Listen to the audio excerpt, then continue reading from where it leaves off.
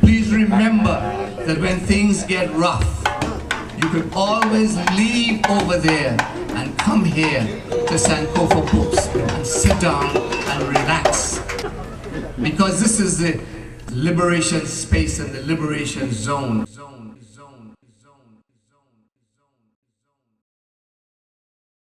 To resonate what he's been able to do in poetry, but in film, cinematically, you will be then introducing the very genesis of South African cinema. Because it's really a big problem. I mean, the artists in this new South Africa, the artists are the most in trouble in the new South Africa. And then to see him the night in South Africa doing his poetry with 5 instrumentalists.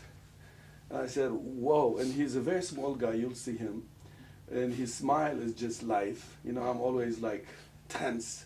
And I see his smile and I get humanized. And I said, you know, this guy is really doing a very revolutionary thing in poetry that I feel a lot of artists could tap into if they really want to know when art works. And so, you know, I just wanted to share him to you, and we did all miracle to get him. I was all over the airport. The brother is so tired traveling all over. He was sleeping in the terminal, and I'm looking him in the parking lot. I mean, in the waiting place.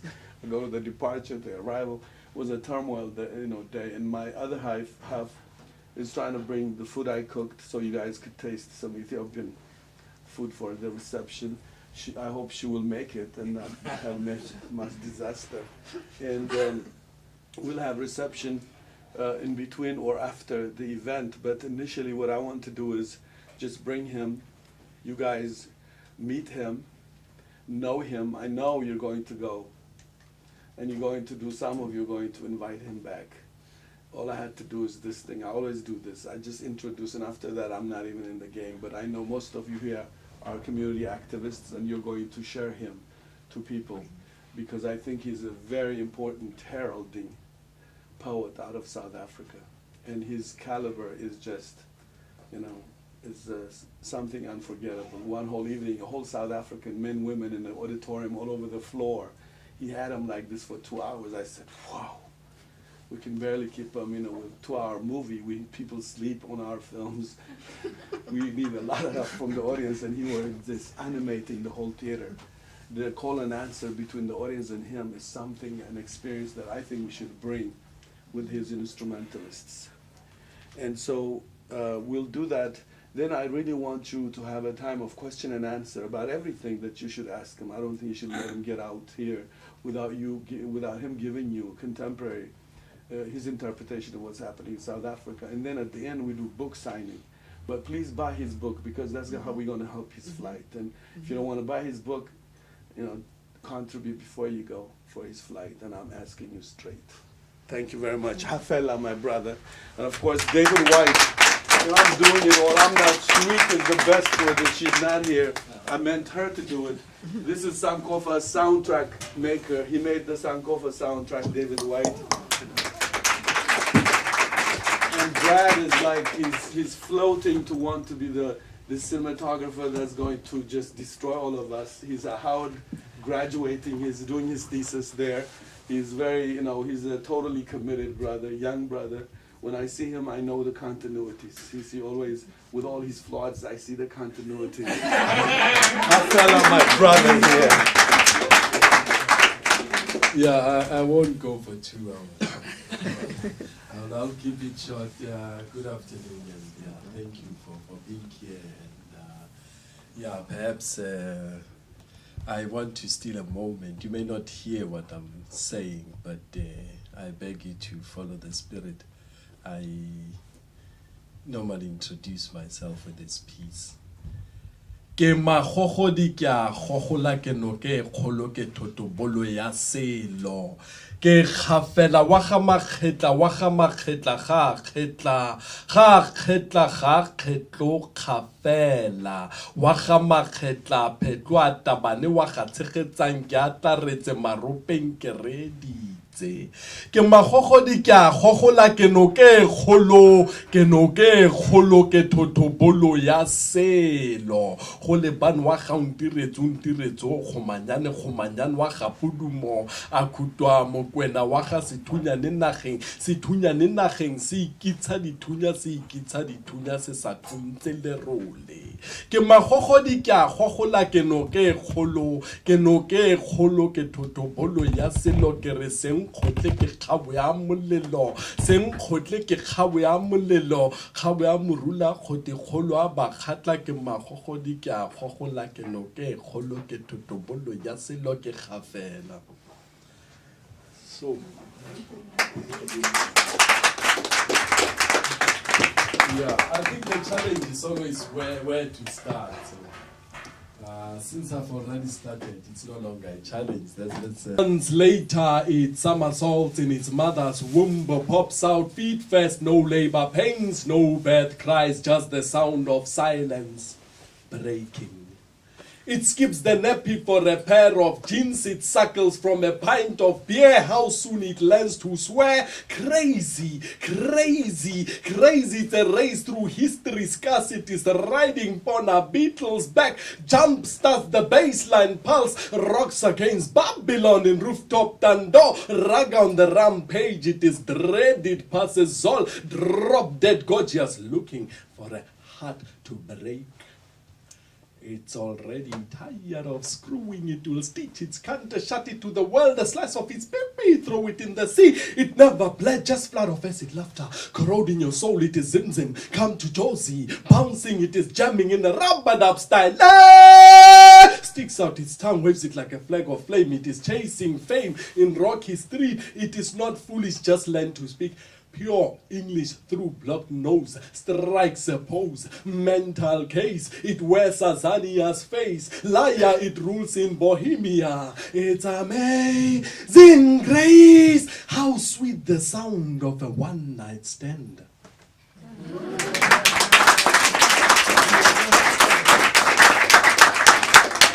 Okay, the next piece is also as an exercise.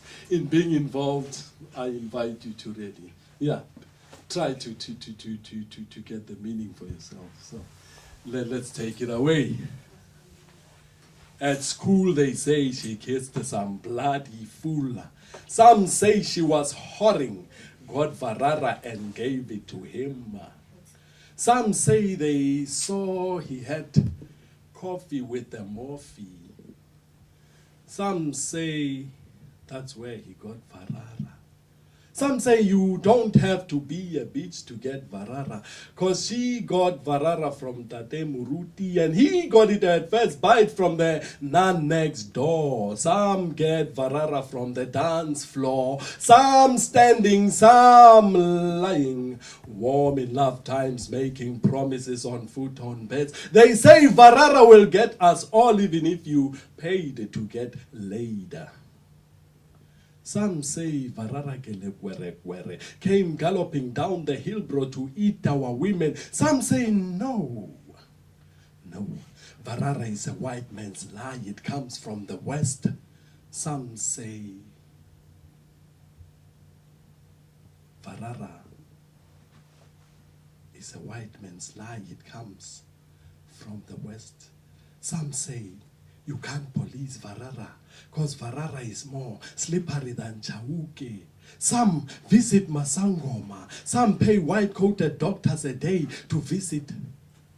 Oh, shit, I fucked that line. Okay. I think, yeah, you can understand. I'm a bit tired. Okay. Some visit Masangoma, some pay white-coated doctors a day to keep Varara away. Some rape babies to cheat Varara. Some preach and teach about Varara. They say Varara is the wrath of the gods. Some say Jesus.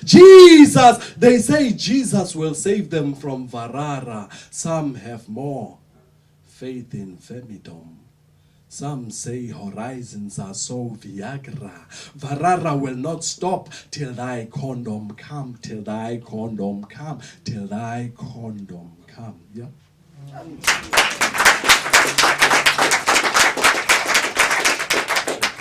I want to, yeah, okay, let's do some ego tripping here. and then we can go somewhere. Welcome to Pompa's Paradise. God broke, sold me the franchise. It came cheaper than French fries. Now I am Lord of the Word, king of verse. In charge I am changing gears of the universe. I rule the word. Never mind the head of state or the state of his head.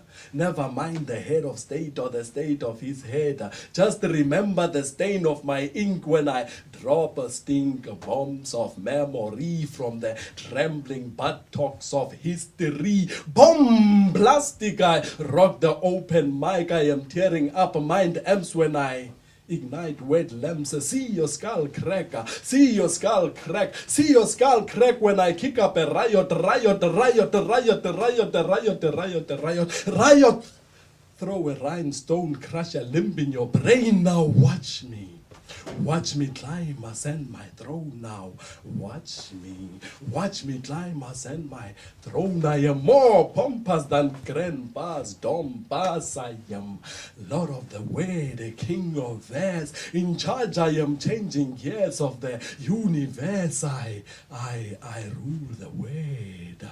Never mind the head of state or the state of his head, 'cause I bought God as a franchise to pump up my pompous paradise. I've got the copyright to mark the dead of the earth, dig gold mines of spoken word. I've got the license to throw up the trash and lick the cash, license to say what I like, license to blow up the mic, license to sound check. 1, 2, 3, I'm free.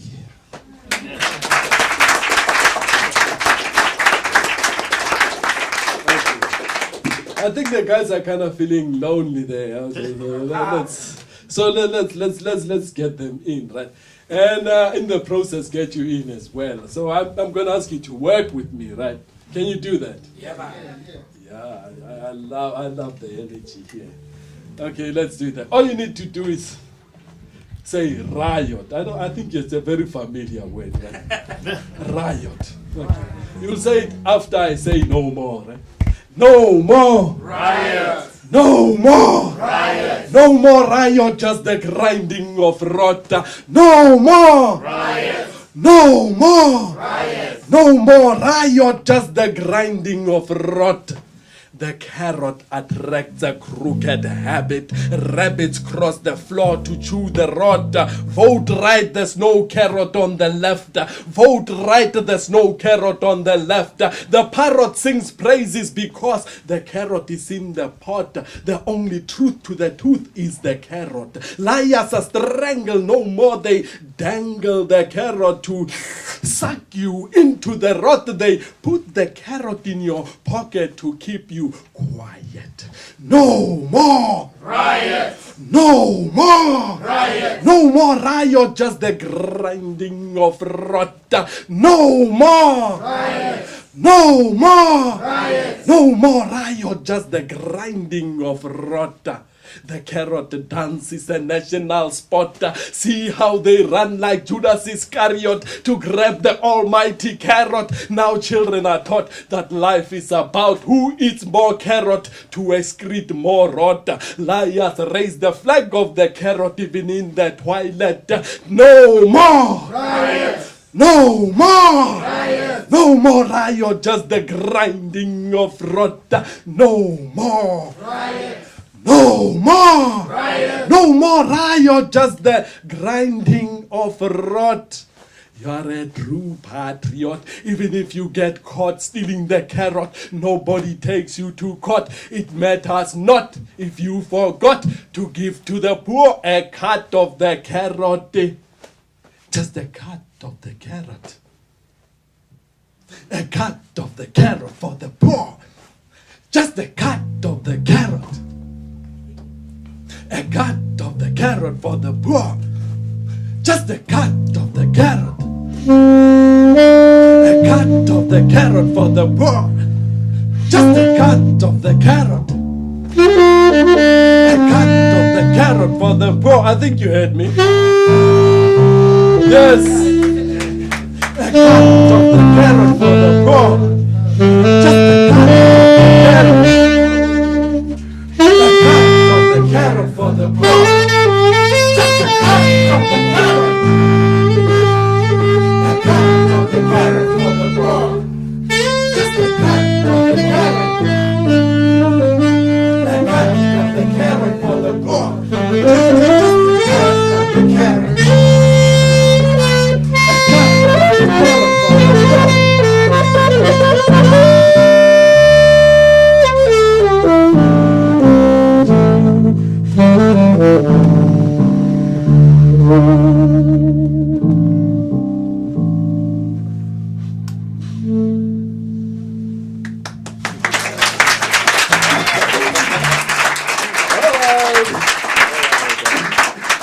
Okay, let's go this way. Outspoken, mouth wide open, I stick my tongue out, let loose the word, refuse to seal my lips. Tongue lest you I crack skulls open to release brain waves of slaves in days of funk of freedom's chains are more insane. They run trains of virus in the veins to kill us dead in the head, but I escaped the rape of good hope. I escape the rape of good hope. I break out of rib cages of dead pages. I translate rebel souls to recreate mind the states when I Bim Salabim will Sarah Batman return to the soil as Taliban or a Caliban. Let's go. Anything.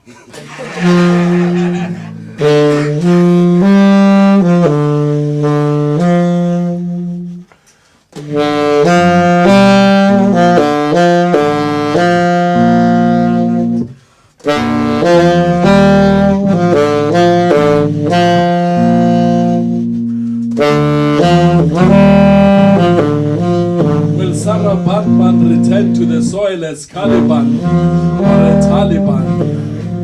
Will Sarah Batman return to the soil as Caliban or a Taliban?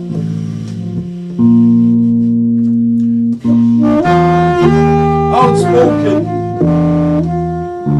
I puke ear-piercing silences. Now that heartbeats of suicide bombs in Palestine, in Rainbow Stein, rubber bullets are back in fashion to erase a nation of tramps in squatter camps. Official stamps cut out power lamps. They send red ants to kill the lights, red ants to shut down water taps, red ants to end my flow. Sometimes they throw crumbs in the slums. It only comes laced with shots of tear gas for the landless. They yell, I tell. They yell, I tell. They yell, I tell. They yell, I tell. They yell, I tell. They yell, I tell. They yell, I tell. They yell, I tell. Outspoken, I raise my voice to break the bone of silence.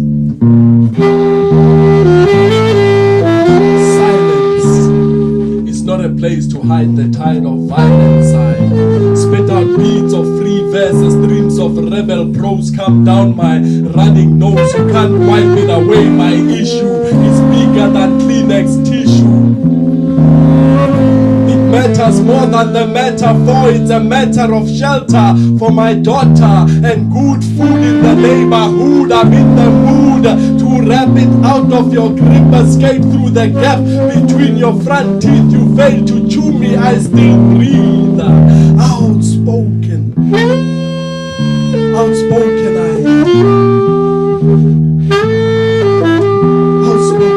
I ride the chariots of riots. I mount uprisings with my writings. I walk the frank talk. I walk the frank talk. I ride the chariots of riots. I mount uprisings with my writings. I scorch the liar's tongue till the lies die. Lies die, lies die like it's entered the dragon rhyme. I vomit flames through the open mic.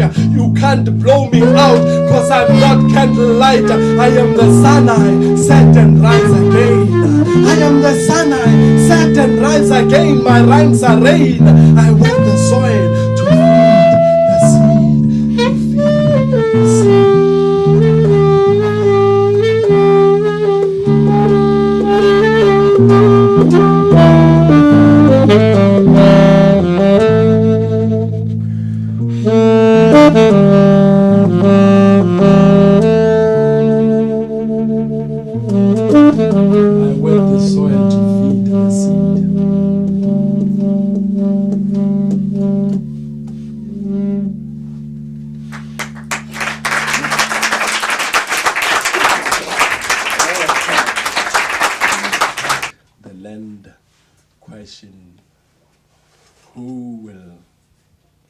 drop a poem that buys no skellum? Who will ask the land a question? Who will drop a poem that buys no skellum? Who will tell the truth about talks? Who told Sobukwe's flock to put down rifles for trifles?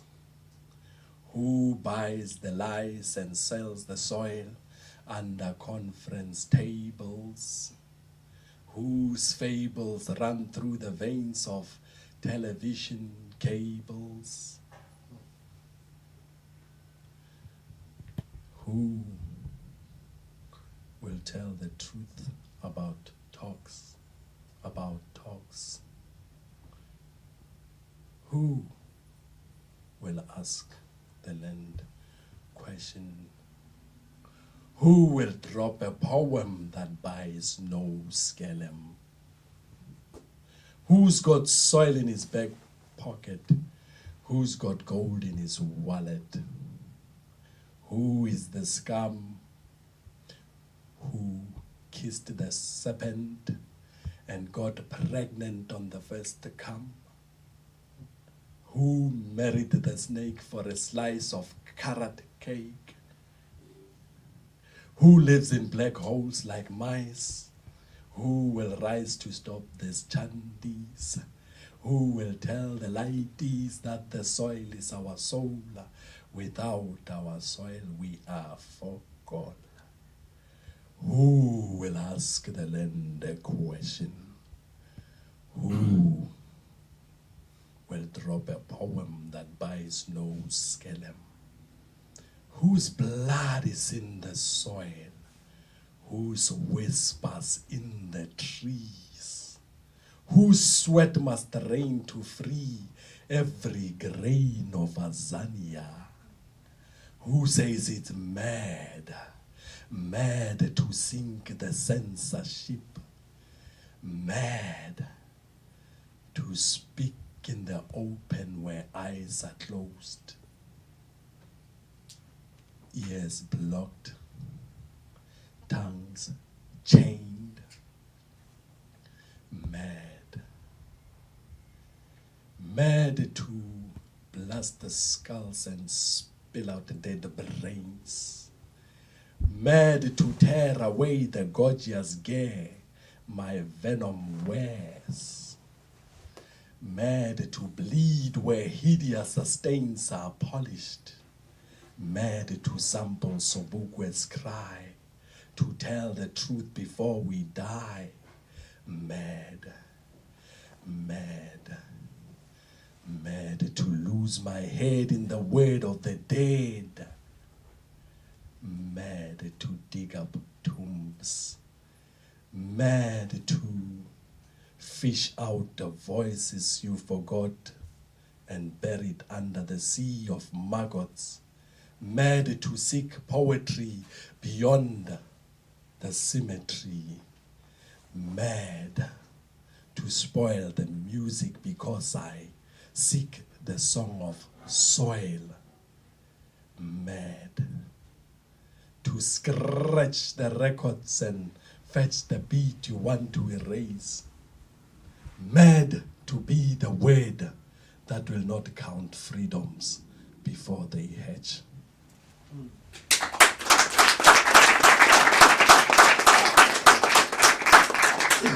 Yeah, I think that has taken something out of what was left of my energy. So we'll just wrap up with one piece and get you in the mix, and then we can, talk. Right? All right. So don't ask me difficult questions, please. If you like it, you can join wherever it takes you.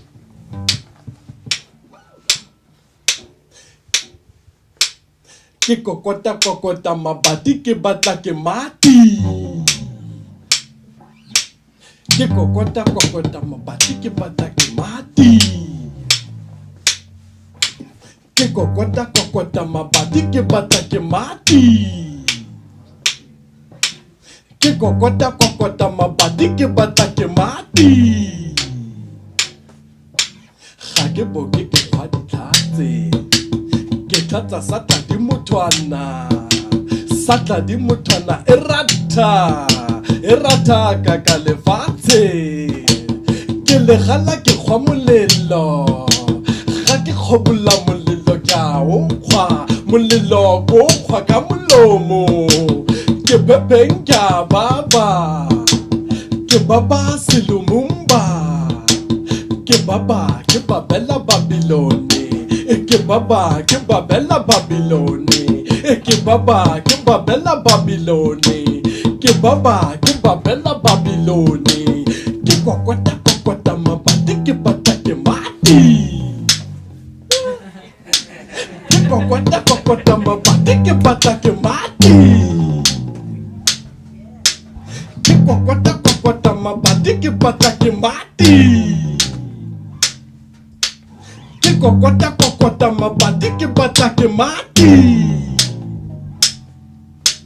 yare ke badi topo kyo kadi boku kapoko yare ke badi bodu ke tsosa di boku naga ki tiri ke tenwa ke bokgoba ke tenwa ke bogatlapa ke tenwa ke go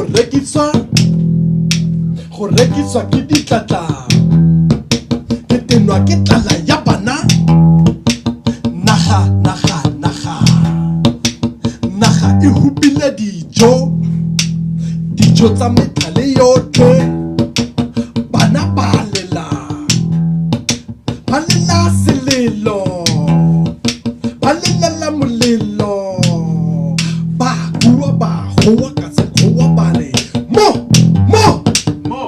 fire ka lebitso la gabiko ba bua ba re mo fire ba bua ba goa ka sekgowa ba re mo fire ka lebitso la gabiko ba bua ba re mo fire ba bua ba goa ka sekgowa ba re mo fire ka lebitso la gabiko ba bua ba re mo fire. You know how you do it. You simply easy. It's more fire, right? Just like that. It's very easy. More fire with that, you know what I mean. Let's try again. Kokota mabati ke bata ke mati. Kokota mabati ke bata ke mati. Kokota mabati ke bata ke mati. Kokota mabati ke bata ke mati. Ba gua ba goa ka sekgowa ba re mo fire ka lebitso la gabiko ba bua ba re mo fire ka lebitso la gabiko ba bua ba re mo fire ba bua ba goa ka sekgowa ba re mo fire ka lebitso la gabiko ba bua ba re mo fire mo fire mo fire mo fire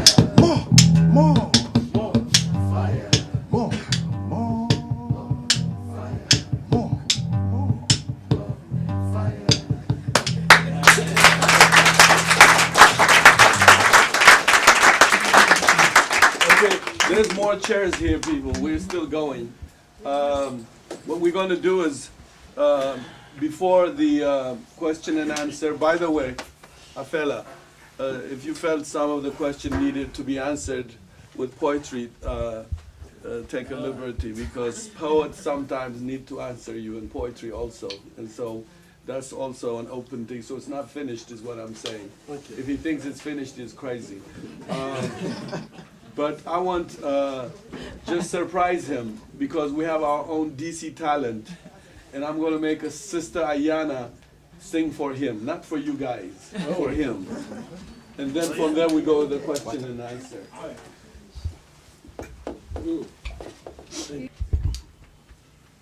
A song that for you, I'm sure, is home. And that song is Nkosi Sikeleli. I'm going to combine it with the Tanzanian national anthem.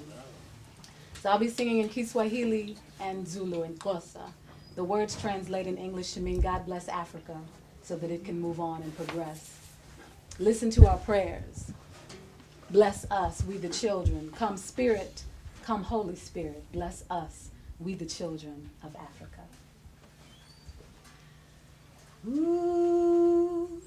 Mungu ibariki Afrika. Mungu ibariki Afrika. Ili ipate kuendelea. Maombi yetu yasikilizwe.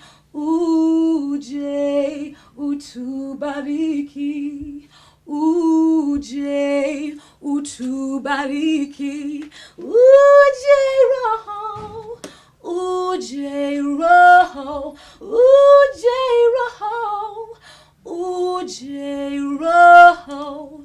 Uje Roho. Uje Roho.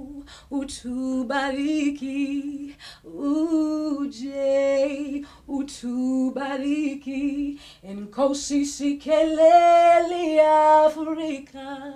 Malupakan Yesu pondolwayo. Izwa imitandazo yetu. Nkosi Sikelela tina lusapolwayo. Woza moya, woza moya, woza moya, woza moya, woza moya. Oh, yingwele usisikelela tina lusapolwayo.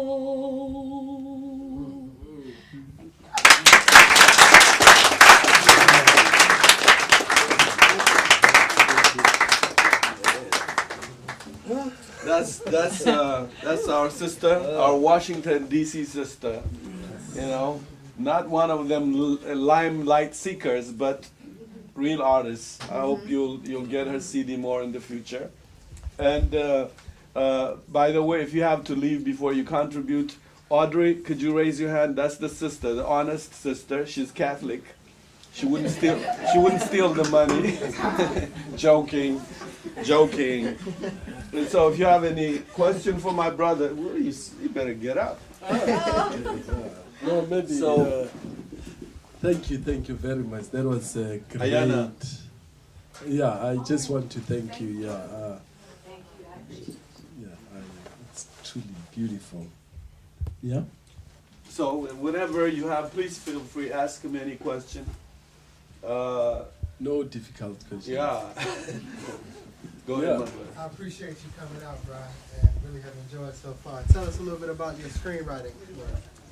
Well, I'm basically starting, so there's nothing really much that there. I think as far as film is concerned, I started more as an interested person, and then went into film studies just as an interest, and then now I'm threatening basically to be a screenwriter.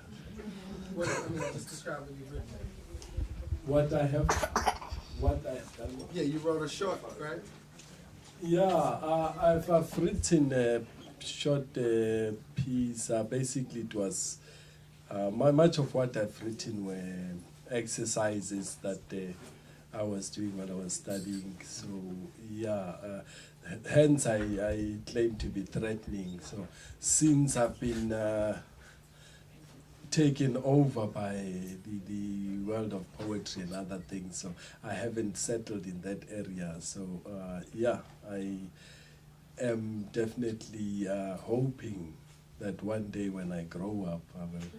But I you will teach get film, Yeah. Wits. I teach film studies at Wits. I teach mainly what the Haile Gerimas of this world are doing, and also South African filmmakers focus on what is basically, or what loosely can be referred to as a black world. So just trying to understand what we as a people are trying to do as far as representing ourselves as against how we've been represented before, and also, you know, just the whole discourse of African cinema, where it began and where it's going. So it's that kind of interest. Yeah. What else? Are you covered? Yeah, that's right.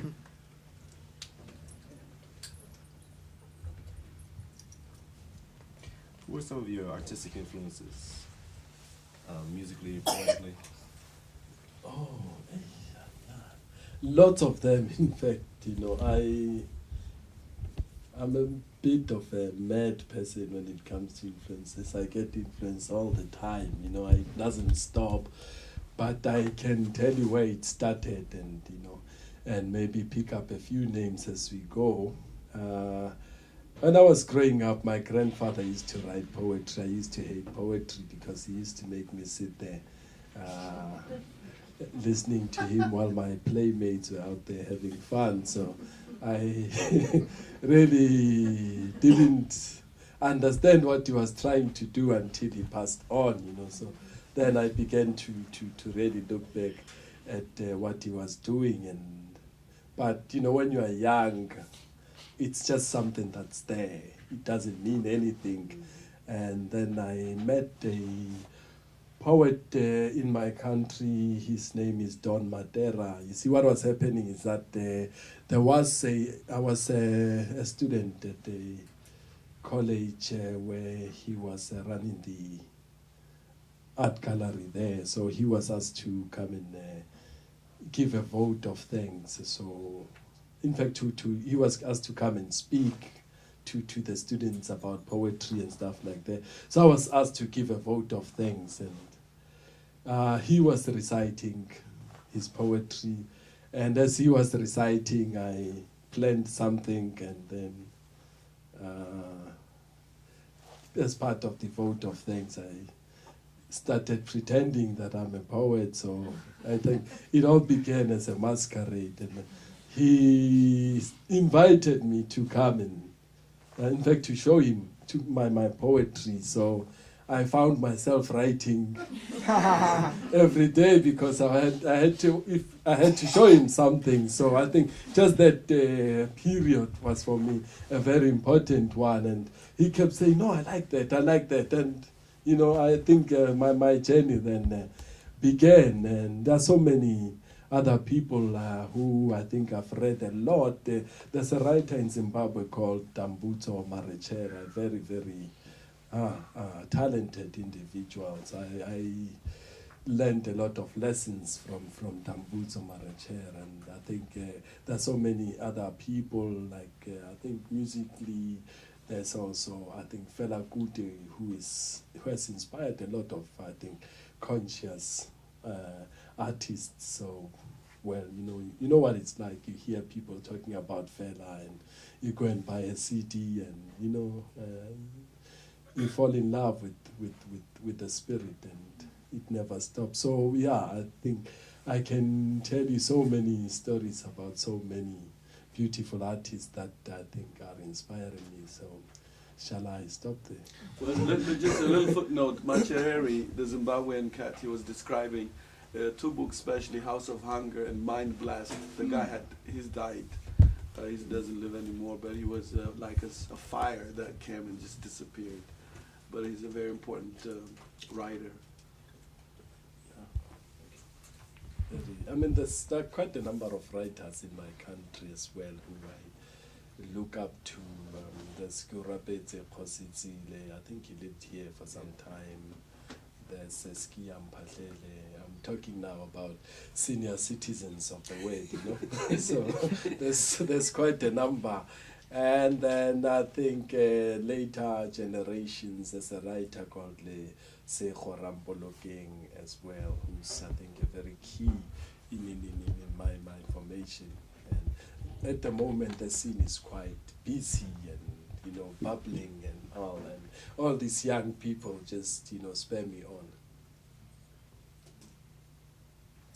Can you tell us a little bit about the conscious poetry movement in South Africa? Is it popular? Does the government, you know, censor you at all or any other artists? Can you talk a little bit about that?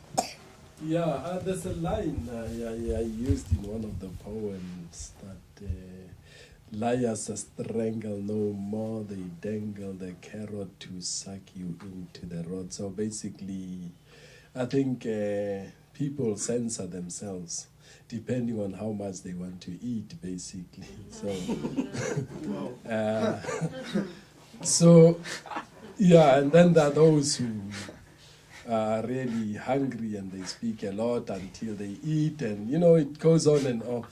And there are those who will scream regardless, you know. So, but there's quite a lot of energy as far as the spoken word is concerned. As I said, there's I can look at about I mean, from the 70s there was a huge thing on spoken word, and then it sort of disappeared in the 80s again, and now what I see is that especially since the Thabo Mbeki period, there's quite a lot that people have to say about the government. So I think the Mandela period was like the honeymoon, and, you know, and people were, I mean, that period was also littered with praise poets. I mean, you could almost, it was fashionable for a number of politicians to have your personal praise poet, you know. So, but now those are disappearing. You're having younger people who, I think, want to ask questions about, you know, what people thought they were fighting for and where are we going as a nation. And the mood, I think, now is that, look, guys, let's, you know, get some action, you know. And he was, excuse me, you were also talking about you were missing Bob Marley's birthday. Something is happening there, if you can tell him. Yeah, I was telling him about the event that is happening on Bob Marley's birthday. So it's quite a team of young word warriors, if I may put it that way. I was just excited to see the lineup there, you know, because you've got quite a number of voices, men and women, young men and women, I need to add, who are really out there trying to ignite people, if I may put it that way. So it's quite an exciting time for me in my country as far as spoken word is concerned. In fact, I am actually now working for a youth magazine, well, part-time really. I write a column for them called Spoken Word, where I try to capture things as they flow there. So it's quite, I think the fact that Y magazine, which was, I think at some point, more like, the focus was more on the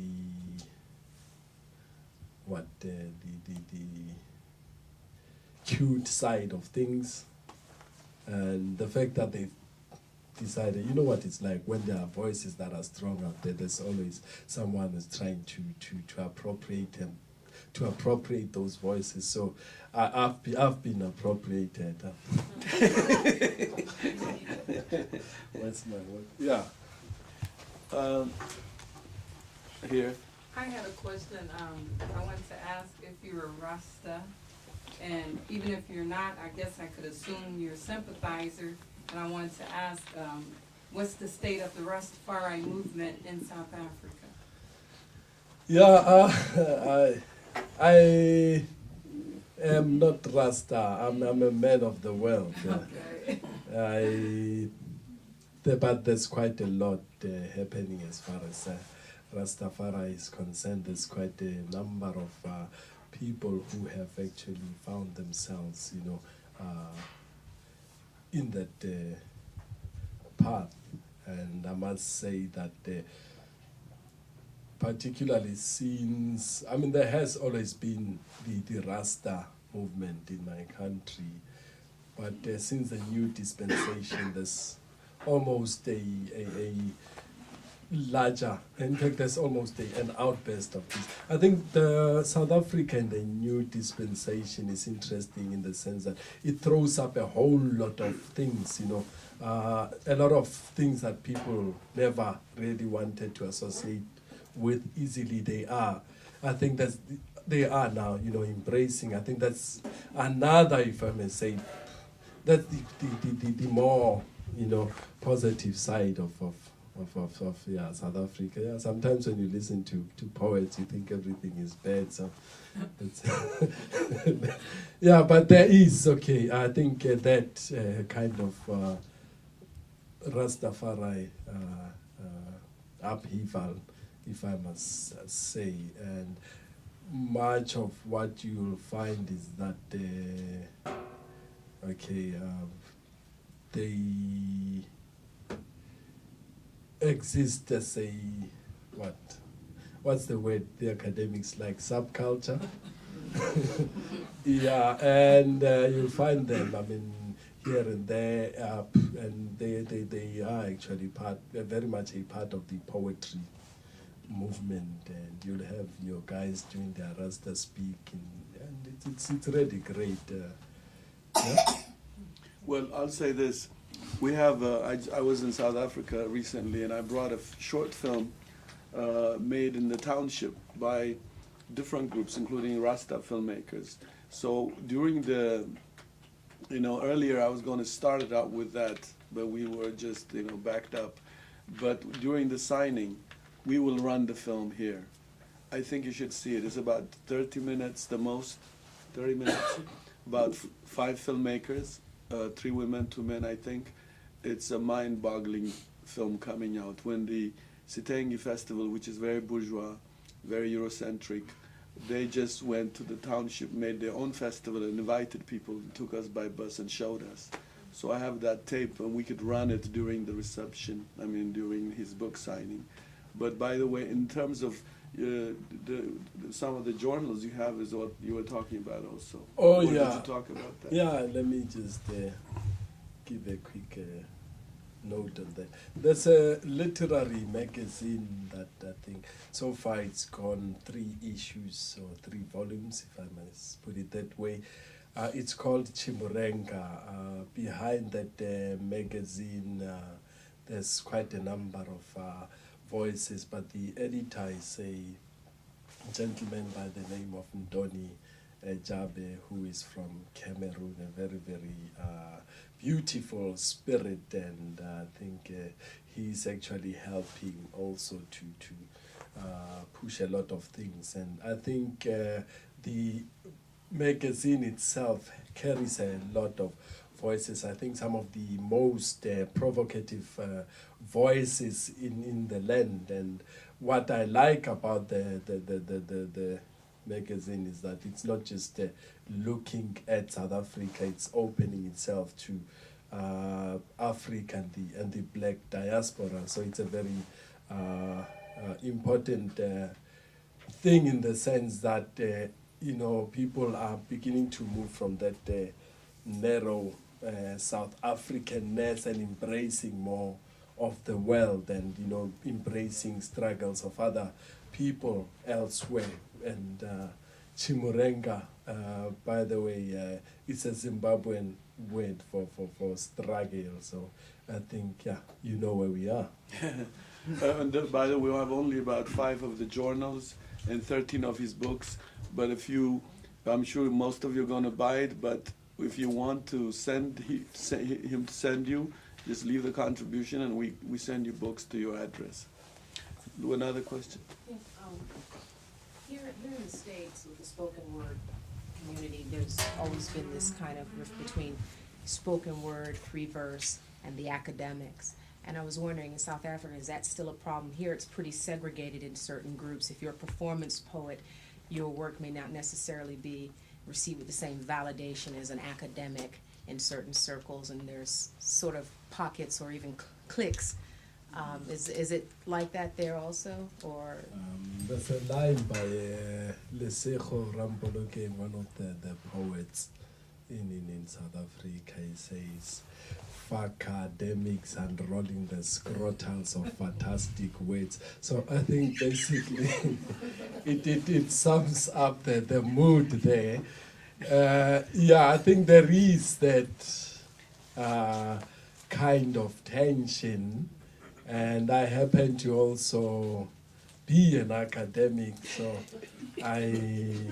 you can imagine what sort of problems I am in. And I think sometimes, well, fortunately, you know, I am the kind of person that I am. But normally, if you are an academic, people sort of, you know, think, no, man, you're not there. You know, we're doing things in the street here, and whatever the street means, you know. But yeah, I think it's unnecessary. I think one can feed the other because, of course, I take what I find in the spoken word scene and take it into the lecture theaters.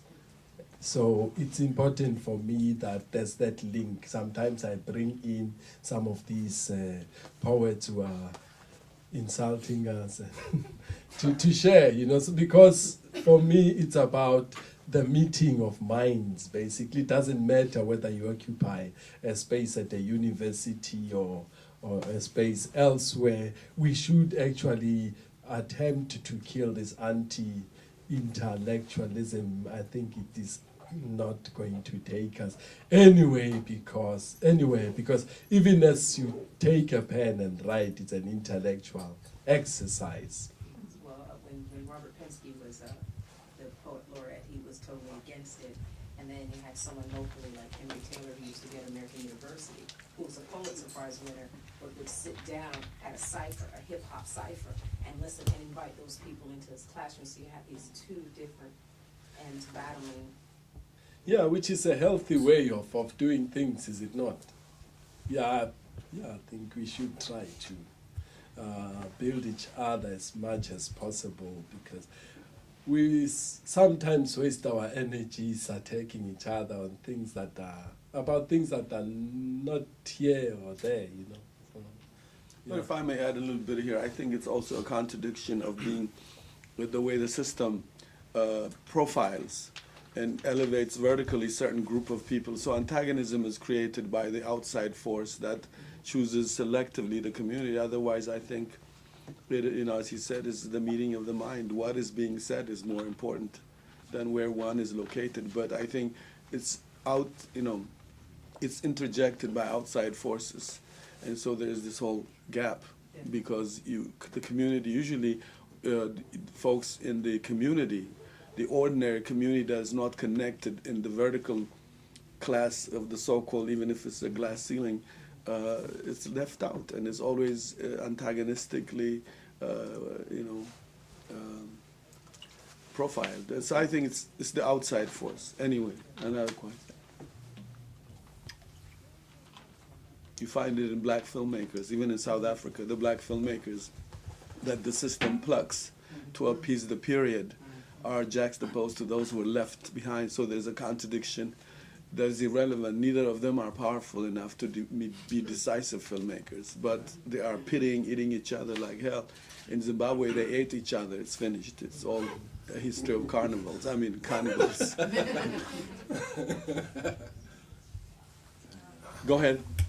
I had a friend leaving Joburg on September 11th, 2001, and when she got here, she was like, man, you know, the people were laughing at like what had happened to America, and I was just curious as to what the general sentiment is or how you felt and what's happening now as war is building and so forth. Yeah, you see, at home, in general, people have a love-hate relationship with America. On the one side, you get bombarded with images of the American dream, how, you know, it's cool and happening, and everybody wants to come to America and, you know, and fetch the dream.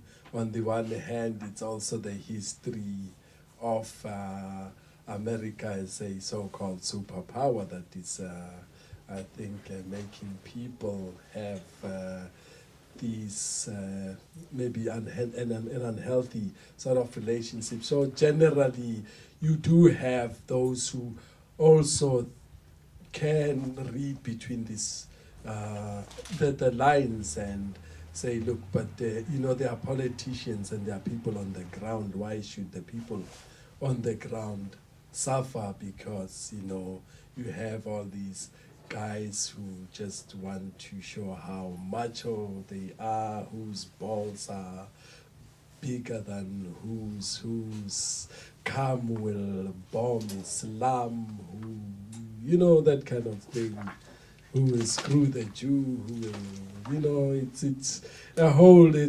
mess. But, you know, how did we get here? That's the question.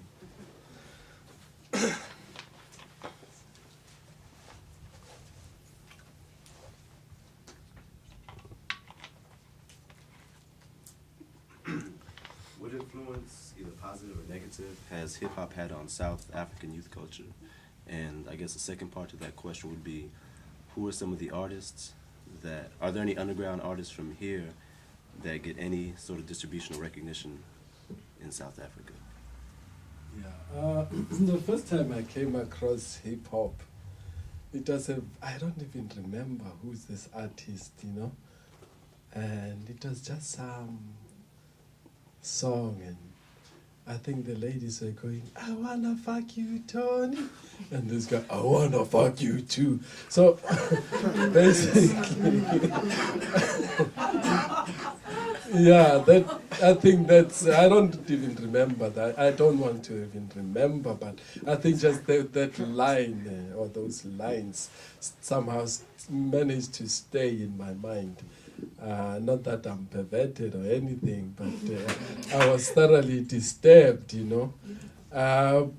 So basically there are, I think, all sorts of vibes. You know, any movement has the positive and negative elements, and there are, I think, young people who are actually embracing the negative wholeheartedly, and motherfucker this, motherfucker that, all over their show, you know, and without necessarily thinking about what it means. It's just naked consumption, some of them even picking up, you know, pseudo-American accent, you know. One writer once referred to this as because it's not really the real deal, you know. So he said it's a mid-Atlantic accent between Africa and so I try not to go there, you know. But there is that kind of consumption. On the other hand, you have people who actually read and decode, you know, the positive messages. And yes, you do have quite a number of exciting young stars, and one of them is actually a student where I work. His name is Lymphatic Taps. He's just amazing, you know. Yeah, I think there's quite a number of other people who are just soaking themselves in the word and, you know, going with the spirit. Don't you have a poetry on that? Don't you have a poem on that? On I thought the two questions that came, the one, the issue of American imperialism, you have a poem, I heard, on that. And then his question, I think you have a poem on that too, on the hip hop. Oh, you know what, hey, Hey. Where's the book? Okay, this one is 3 days old, so please lower your expectations.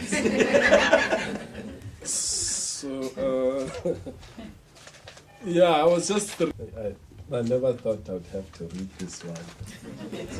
You know, when the elders insist, you know you can't get out. So I begin to write a poem for you. I type the first line. The next line is shit, so I delete. Try again, but the word will not yield to the dance of my spirit.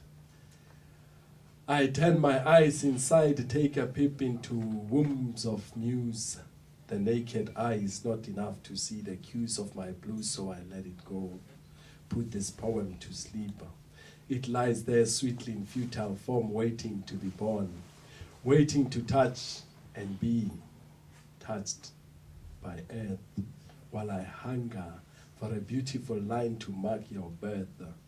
I touch the bulge of your mother's belly, to feel the sweet kicks of my seed. I boast foolishly. She smiles and tells me softly to leave my metaphors outside her bedroom door.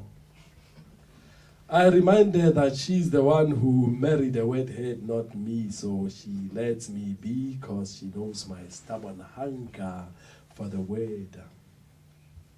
It could have died, but she was there all these years to feed my poetry with blasts of beauty. She shares the blame for my flame. Her charms that twist my arms. See how she takes over this poem that I write for you. For you. So I start again.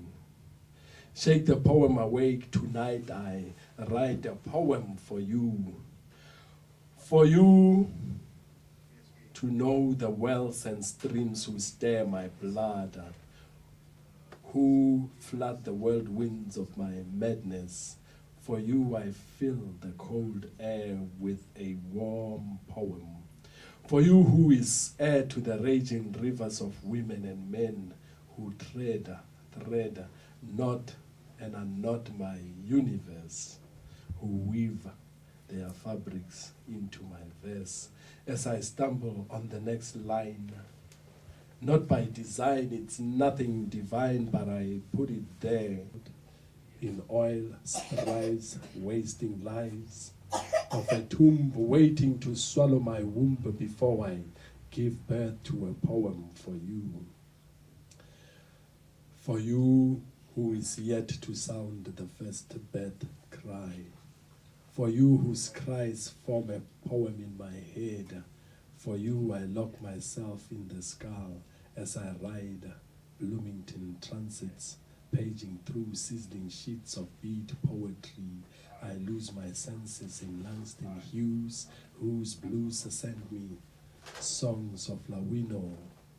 From Okot Bidek, who talks about pricks, whose testicles are smashed with large books, who are hooked on writing psychoanalytic poetics, while I die, writing a poem for you. For you who will be born in a world gone mad with the threat of war. For you I put a smile on Miles Davis, but a frown pops on Gillespie's face.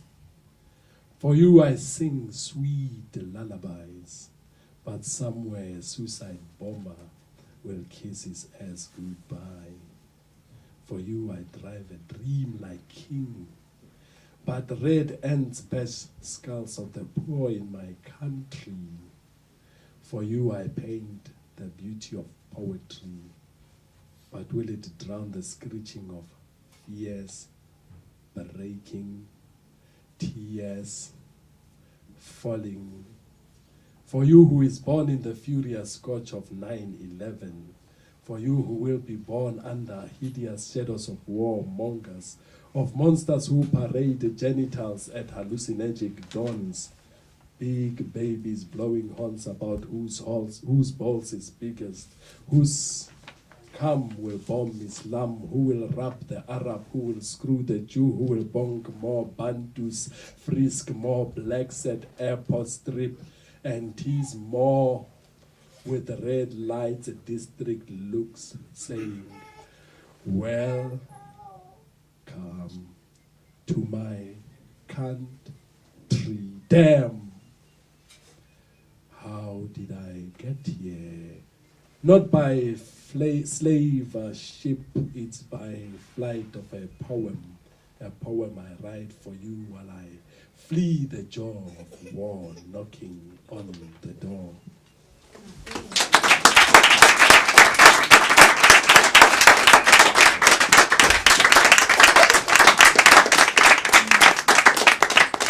Until somebody else asks, what about in terms of the local language versus writing in English? Is there also a debate on that? Yeah, incidentally, I was just, as I was going through Chimurenga magazine, there's just the one article published or written in Sepedi, which is, I think, one of the languages at home. And the whole take in that article is that of embracing African languages, the kind of, I think, path that Ngugi wants us to take. And on the other hand, there are those who feel that they need to communicate is more important than just whatever language you are using. One instance is that people, there's just this one writer who says that for him, I mean, he grew up not necessarily speaking his own, his mother tongue, as it were. He grew up, say, for instance, in a place like Soweto, where language basically chops and changes. Soweto, I think there are quite a number of language groups, so you'll find that the original languages, if you like, are disappearing. So people speak mixtures of things, and you know, it's always a kind of sharp sort of street lingo, which you find a lot in the what is a version of hip hop also. South African hip-hop called Kwaito, where young people actually use the language of the street, which is what I think they think it's better to speak, because they are able to communicate with especially the younger crowd. So there are quite a number of tensions around language. Of course, there are those who feel that we shouldn't let these languages die. So it depends where you really think what you really think is important. For me, I can use any language that I know to write. I always mix up things sometimes. Sometimes I just use my mother tongue. Sometimes, you know, I think for me, if I could write in French, I would. So it's about being able to reach out to as many people as you can. So whatever language that you have, make use of it. Anybody else? Dang, what's going on here? All these poets, you know. They're tired. They're not. They came forceful.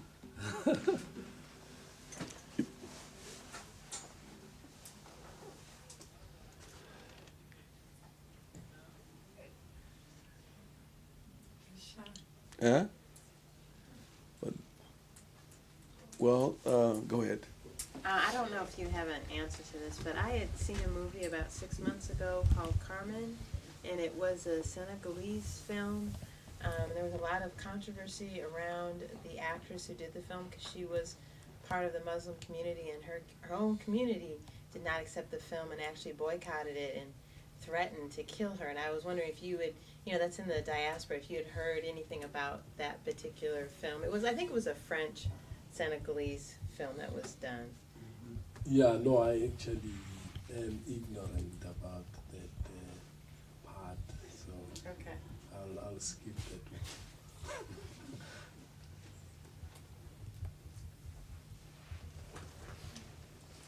one. Well, how about Mandela spoke out a week ago or something. Anybody interested in that?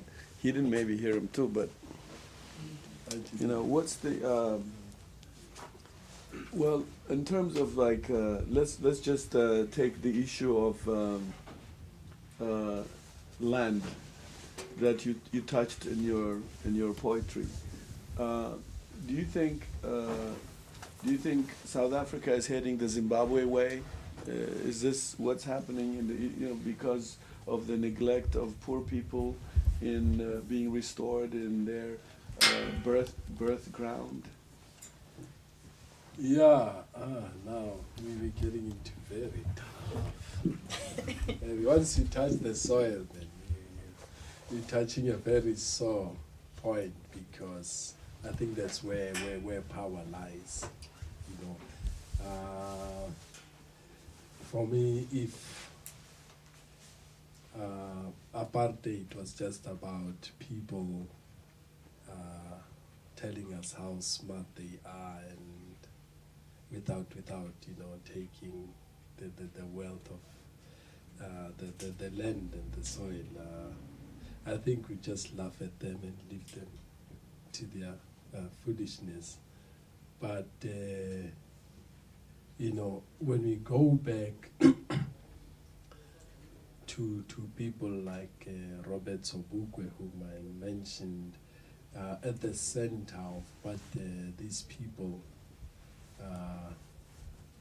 were fighting for was the reclamation, basically, of the land and its wealth. And we then moved into a settlement that was to usher in the new dispensation, and nothing really in that area was covered, at least sufficiently. As someone said, that I don't remember who, but I think it must be a poet who said that there were promises of the promised land, but what you are left with now is just the promises. So people now, as I had said, that the Mandela period was very exciting, because it was the first kind of entry into the attempt to begin to redefine ourselves. But now we have to go into the second phase of struggle, which is to really start saying, guys, give it back.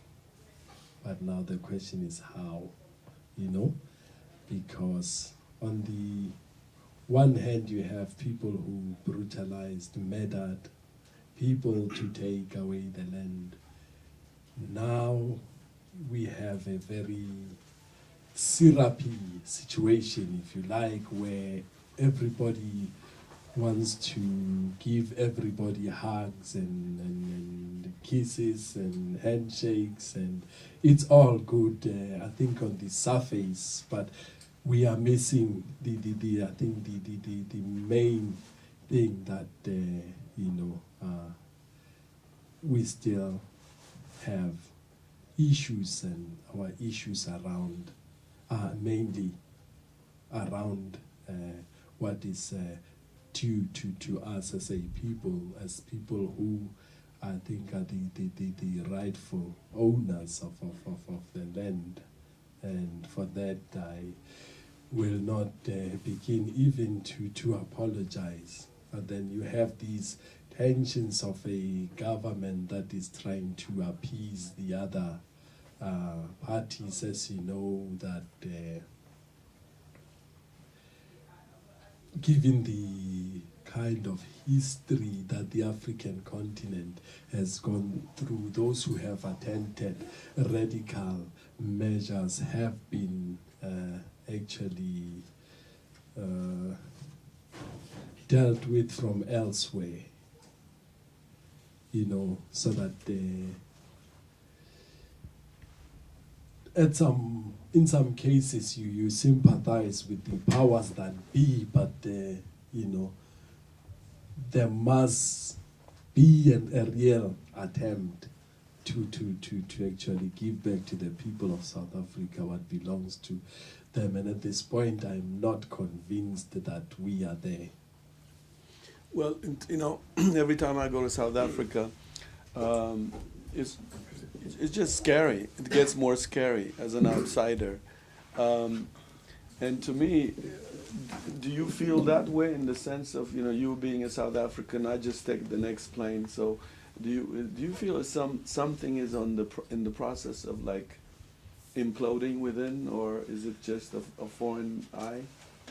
Okay, I should have mentioned that there's a group called the Landless People's Movement, who are really looking at questions around land and stuff like that. And the most recent thing, I think, is that you are having now a government which is returning to old ways of dealing with people, just, you know, shoot them down, beat them up and stuff like that. And my fear is that they will begin to get used to that way of dealing with people, and it's unacceptable. Yeah, I think on that note, you are seeing a voice that is in the process of becoming, and definitely we will actually find that voice. It will find its feet. What about, just to follow it up, in the sense of, for example, the system of security is a very, very frightening reality in terms of security, laser security, barn fences, a whole black class is emerging, and the crime is escalating, as innovative as the security itself. If you notice now in South Africa, more even, they have out creative American thieves.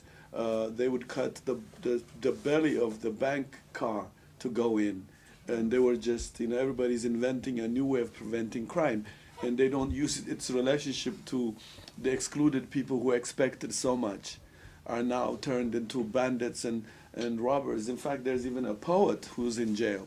So I'm just provoking him to say, you know, how come he ain't got nothing on crime? Well, does he have a poem on crime? Do I have a...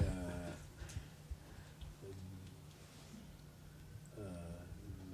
You can comment on the point if you don't Okay. have a poem. Look, let's do it this way. I grew up in Soweto, and what you grow up with people basically killing each other, and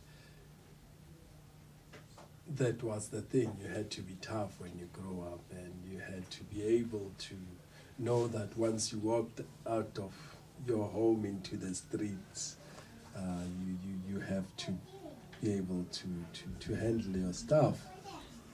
And that's the kind of upbringing that I had. Another side of this was that besides murdering each other, there was a mindset that you don't steal from black people, you know. People would talk about, people would go to the formerly white suburbs to steal there, what they called hausa, which means house breaking basically.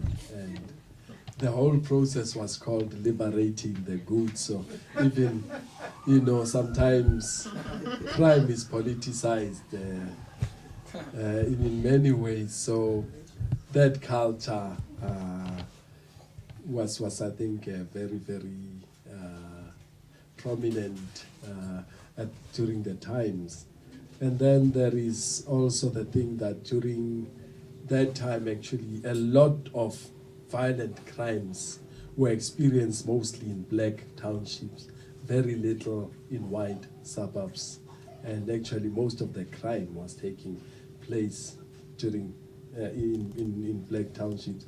And then came the new dispensation. It was almost like this seal has been, you know, lifted, and then crime spread all over because people could move now, you know. And there is that thing which I think people have issues with. You don't want to celebrate crime, you know. At the same time, you want to understand also what the causes are. And a lot of especially the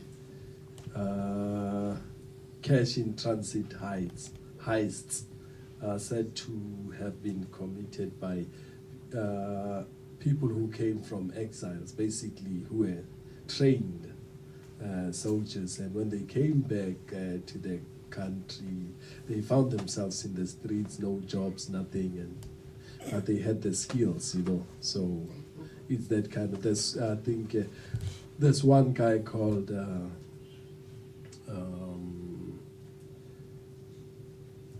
Chauke is his surname. There's so many Chaukes. I'm trying to get the first name. But anyway, he is actually.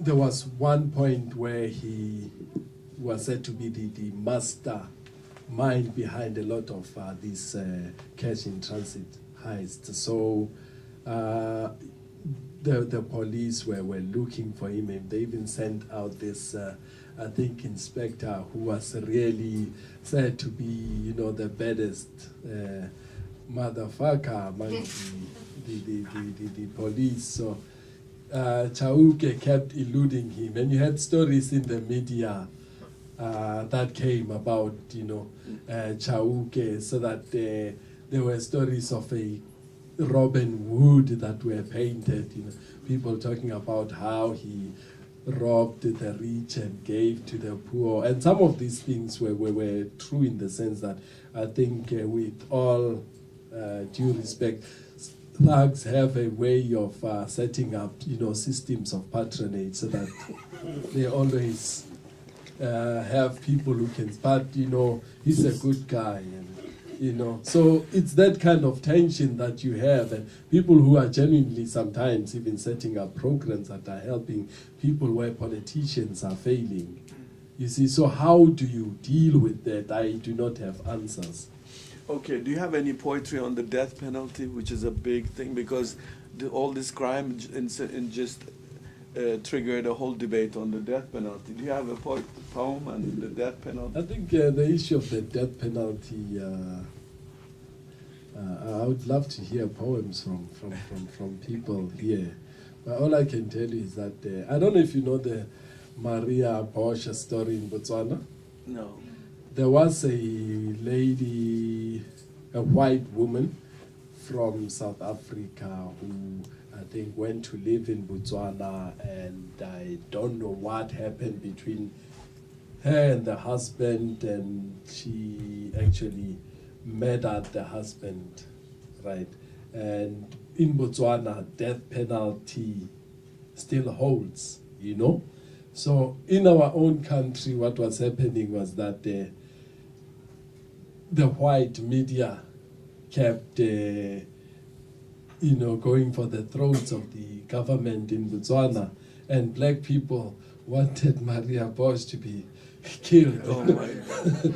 So it's always that kind of tension. I mean, I remember even during the just maybe to flashback a bit, the black and white issue has always been there, even when, say for instance, there was, I think, the late Big John Tate, a boxer, who came to South Africa and beat up, some of the trusted heavyweight champions who were white, and black people, supported John Tate because he was black. So it had nothing to do with whether these other heavyweight boxers were South African or not. So patriotism was not existing at that time. We even had some sweets which were, I think, chocolate like, which were called John Tate's. And then there was also a thing, I think now in Botswana, I was actually shocked when I went into a nightclub and there's a Maria Bosch dance. I mean, she was actually killed by the government, and then there was music going on and people kept, So I think there's quite a lot that is going on in people's minds, So sometimes it really scares you. It's really scary stuff. But as a writer, you want to reflect on these experiences. But this one has really shocked me to a point where I don't know really how to relate to it, because it's always about, I think, the black and white issue in South Africa is so strong that people sometimes fail to also transcend, I think, certain things to a point that if it's a black person on death row, white people support death row. If it's a white person, white people are against it, and I think the opposite also. So I think we are very far from going anywhere. Okay, what about truth and reconciliation? What's your view on this whole, where did it end? Where's everybody now? Yeah, the thing is, where is the truth? I can see all the reconciliation. Some even say truth minus justice and reconciliation. Yeah. So yeah, okay. That's my piece. Okay. I'm still waiting to hear the truth there. Is there any poem on the truth and reconciliation? Oh. Where? No, because sometimes I comment on these things that It dissipates. And then it passes, it disappears somewhere in the poem. Because I think you'll notice that some of the poems most of my poems are not monothematic. I talk about a lot of things at the same time, because that's really how life happens to me. I walk here, I see so many people, and many people tell different stories. So my mind works in that way, so that I think I'm a bit of a lunatic, but that's who I am. And one of your powerful poems is about AIDS, and there are a lot of AIDS activists here. How is the whole AIDS situation in South Africa? Yeah, look, I think we are aware that there's a problem with AIDS in the country.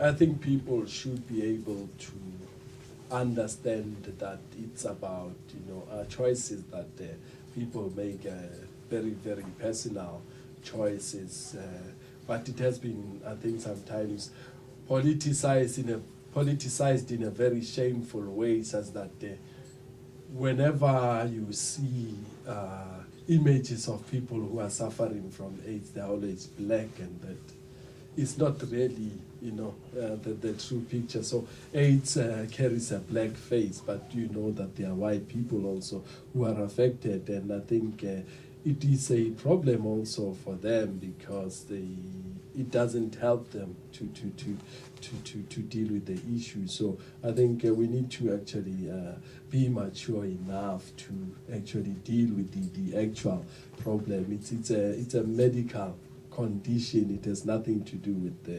personalities or people's character traits. There's nothing, I think, about AIDS that I think is a native element of anyone. So I think my problem is that I think people are playing politics with a lot of people's lives. Well, it has become an industry now, isn't it?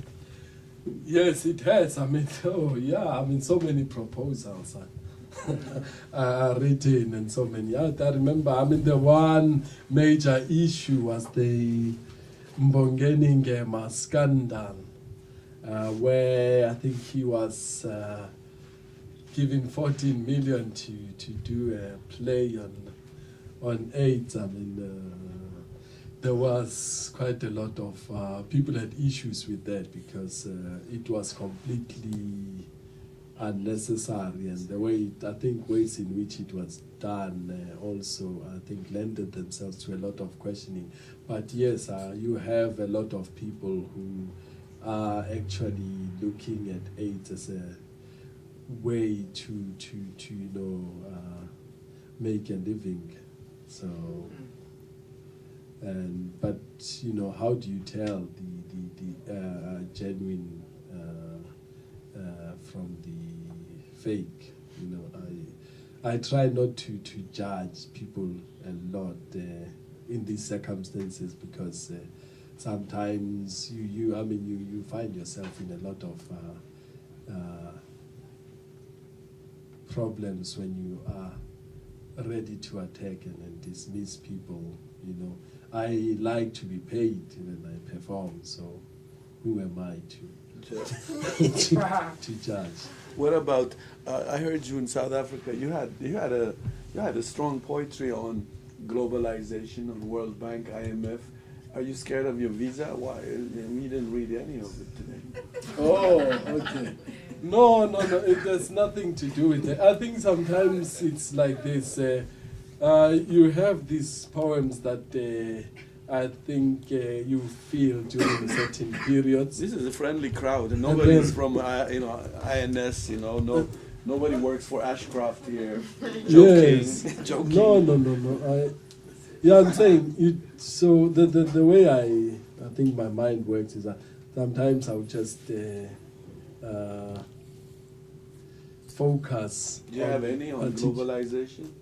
Yeah, but they're not. What I'm trying to say is that I haven't got stuff in my mind right now because once I go into a new mode, some of the things get wiped I see. out. So yeah, we respect that.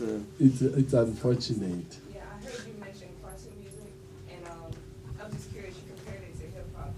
In South Africa, does poetry and Kwarta have the same sort of interchangeable relationship that hip hop and poetry have here? Like, what is the state of Kwarta?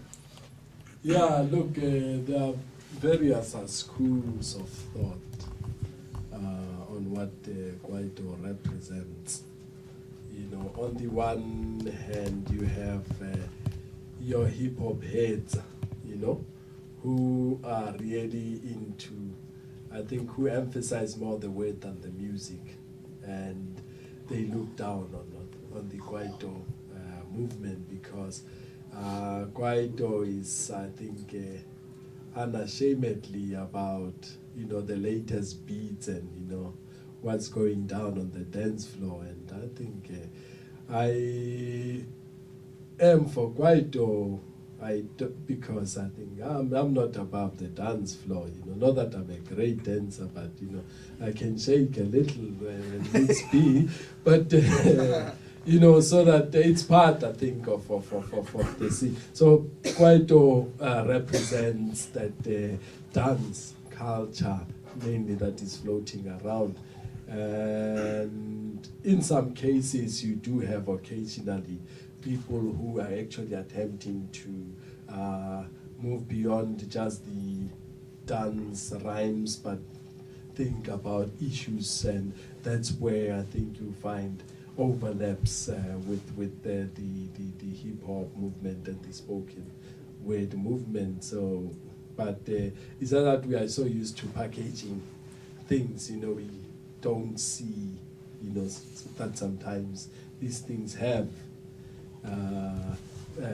relationships that we should actually embrace and explore more than just leave it to people to package it for us, because it's the media that does that, because and then we just simply follow. So I think my contribution there is that let us think more about how these links work and how we can actually make them useful. And yeah, like I said, none of us is above the dance floor. Go ahead. You said you grew up in Soweto. Can you talk a little bit about growing up in a city that had the massacre, and what kind of educational reforms happened due to that particular movement with the children in Soweto? Yeah. In fact, the first time I ever saw a white person, it was 1976. Now you know how old I am. It's fine. But anyway, I was coming from school. It's not really the first time. I think one of the first few images. When you are young, you are told you have to go home early, and you're just happy. You don't know why. And for me, it was a break. It was a big break. The teachers were saying we must go home early, and what was happening actually at the time was the first Soweto, I think the 1976 uprisings that I think in which people like Hector Peterson fell, I think. So my first image then of this white person in the township was I was trying to go home, and something that they used to call hippos, but they're these big vans where these police would patrol, or rather the soldiers, the military would patrol the townships, and they were using these big vans, and this guy was just standing on top with a Rambo-like image, and yeah, that image has stayed with me for a long time, and I've seen people actually, because my mother would never let me go out there, so I think from the safety of my home, looking through the window, I've seen people falling, being shot down, and I was quite young at the time, So Soweto was a very, I think, violent place, because of the kind of things that were happening there in terms of people attempting to fight the apartheid system. At the same time also, because of the criminal element that I have mentioned earlier on, sometimes you'd be asked to go to the store and maybe buy bread and milk in the morning, and I knew that if it's a Saturday morning, you're likely to find bodies there, a body or two. So you sort of get used to that kind of thing, but I don't know what damage it does. Maybe it does, I think, damage a lot of people, because I think people deal with these things differently. But yeah, it does. I think growing up in a violent situation is not good for anyone. A lot of people are trying to heal. A lot of people have never been able to heal. A lot of people have died without healing. A lot of people have gone mad from this whole of this from I think growing up in these kinds of environments. So I think it's a mad situation. And I don't see people attending to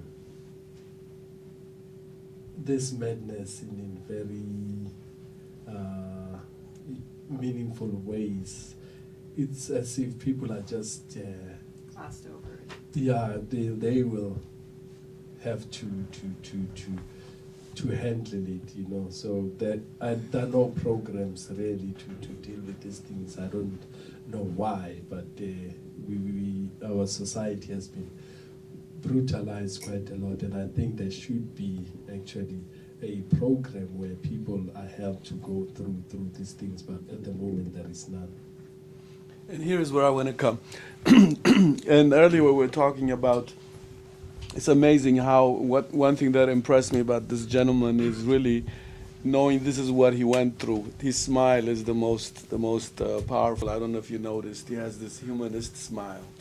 And when I think of what's happening in South Africa, you know, taking the shortcut of false union, when in fact all races could be married by critically understanding the past. What's happening in South Africa is false marriage, eliminate the truth, kill the spoken, the town criers, don't finance any film or any project or any book that speaks the truth to exorcise society. So they are actually doing what the United States did, and that is postponing and mortgaging a children and a generation to come from not having worked, all this neurotic, racist, including black people who come out even as fascists in those circumstances.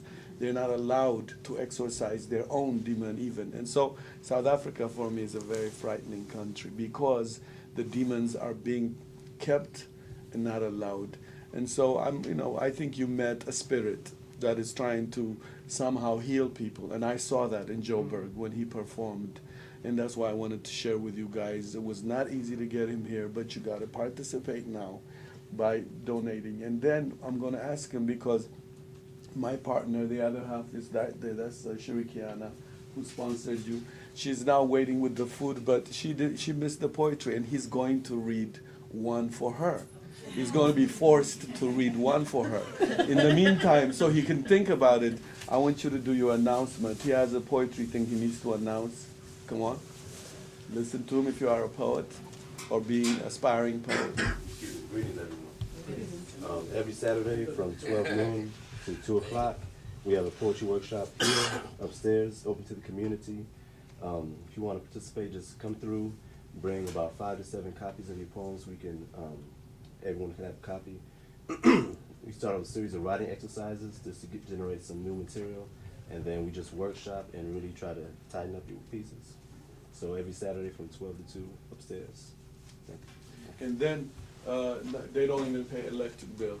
Dira, you want to announce? Next Sunday, February 9th, from 4:30 to about 9 o'clock, we'll be celebrating Bob Marley's birthday at Nation. The program will feature the debut performance of a roots reggae artist from Ghana. His name is Rocky Duani. I might not be saying it exactly right, but when you hear him, he is carrying Bob's spirit in a beautiful way. He's wonderful, and you know I wouldn't bring anybody who wasn't perfect. Also, Melaket Ethiopian Band, DKGB, and Muta Baruka is the host for the evening. There also will be spoken word artists, and Ayana Gregory, who performed for you tonight, will also be singing. And it's a marketplace. It's an indoor reggae music festival. The price is only $15. Children under 12 are free. Please come and enjoy the positive vibrations. Of course, that's the ambassador of cross-cultural fertilization, Dira. But Dira, I'm telling you, listen. Yes? One day you have to juxtapose Muta and this brother. They have to be on stage and burn the place down. At the same time. Okay. Young people who will be doing a literary love poem contest in 2 weeks, and it is free. So I'm inviting everybody here. It's going to be at Meyer Elementary from 6:30 to 8. And these are some of the brightest young people in Ward 1. They work with me in an after-school program. So please come out for the literary love poem contest. Okay. The other thing is in terms of Sankofa, please. About what inspires me, so I will celebrate now. I think life is not always about chanting down Babylon, so here we go. Play me, I'm a conga. I am the lyrics on Tonga. My psalms are sacred anthems for sons and daughters of the soil. The songs I sing are strong, they carry the soul of the soil in their voices. The bass goes deep. I am Mahlatin's raw, I lay the law of the dance floor, I flow from the tap of a mad Joe. Call me Mbaqanga, call me Maskanda. I am the djembe sounding in your head. I spread the beat of the dead and the living dread. I float like Malombo, I sting like a bongo. Play me again, rewind the timbers of Makeba's voice when I bring the noise of letters aluta. I salute the sister, she towers like Kuti in Kalakuta. I am Abdullah's Naisna blues. I cruise through Daiwa's gins and spirits. I flow the streets to get my cue from Brahu's trumpet solo. I am the echo of ancient beats on a DJ's needle. I scratch the soul of the turntable to get my dose of Zola Le Mendoza. They blaze the ghetto heavens. I raise a Kwaito 70 for the dead and the living dread. I float like Malombo. I sting like a bongo. Play me once more, cut, paste and remix Inwabele's beginnings and endings. Do I remind you of Papa Ramps when I ignite the rap lamps on Grandpa Zinga's lap? I tap the juice of Sepamla's blues. I am Lififi, the weird warrior, more terrible when I twin with Zim, the jazz terrier. I tear up the stage like my brr. I jump, start the heart of art. I play my part when I stop the nation at Moroto Station to wet the tree of liberty. I float like Malombo. I sting like a bongo. I float like Malombo. I sting like a bongo. I float like Malombo.